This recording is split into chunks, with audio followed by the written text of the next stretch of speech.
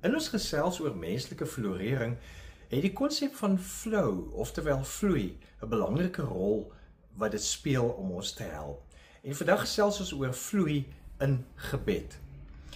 Ons kyk die nuus om dop te hou as ons toere reël watter dele moet 'n mens juis vermy en waar kan jy met veiligheid dan gaan en jou beplanning dienooreenkomstig maak. Maar terwyl 'n mens dan die nuus kyk, kan jy nie anders as om op te merk hoe lelik die mense met mekaar in die wêreld geword het nie. Of hulle mekaar met 'n mes steek, of hulle mekaar met petrolbomme gooi, of missiele of ander wapentuig gebruik om mekaar te verwoes. Dis net vreeslik wat aangaan. En tog is dit nie vreemd aan die geskiedenis van die mens nie. In Jesaja se bedieningstyd was daar ook sulke dinge wat gebeur het. En God het dikwels sy volk vermaan om nie saam met hierdie dinge te gaan nie. Een van die voorbeelde is dat hulle in die gedeelte wat ons gaan saamlees, dat hulle op wêreldse magte vertrou het eerder as op God. En die oomblik as jy op wêreldse magte vertrou, dan stel jy jou oop om allerlei ander lelike dinge te doen. Maar God het tog 'n uitsonderlike manier om vir mense, en dan in die geval die volk Israel, weer 'n kans te gee. In Jesaja 30 vers 15 lees ons: "So het die Here my God, die Heilige van Israel, gesê: As julle bekeer en tot rus kom, sal julle gered word.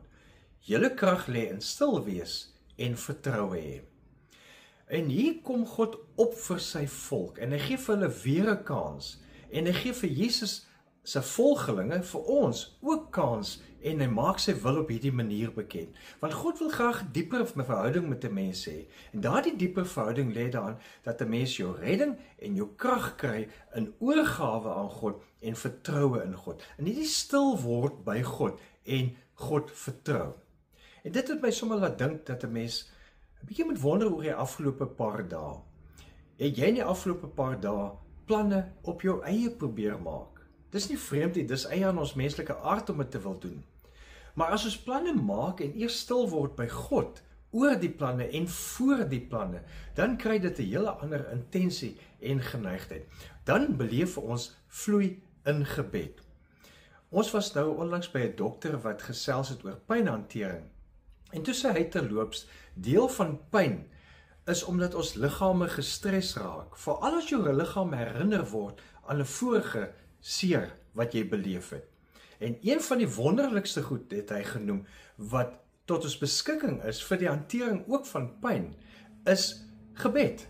Want gebed help ons om stres te hanteer, want stres het jou liggaam in 'n veg- en vlugrespons en dit veroorsaak meer pyn. Dit sluit so mooi aan by ons teksvers, want om by God te kom en by God tot rus te kom en by God jou vertroue te kry, dis juis wat God wil hê, sodat ons in die aspek van vloei of menslike florering kom. Vertroue in God bring hierdie vloei. En dit sluit ook aan by die navorsing van Meeheid Csikszentmihalyi, wat ons al van tevore genoem het. En dit is dat wanneer 'n mens hierdie ervarings aangryp van kontemplatiewe gesprekke of oomblikke, en kontemplasie is om in gebed jou te verwonder aan God en na te dink oor God, dan beleef jy juis vloei. En dit laat jou meer God se teenwoordigheid beleef.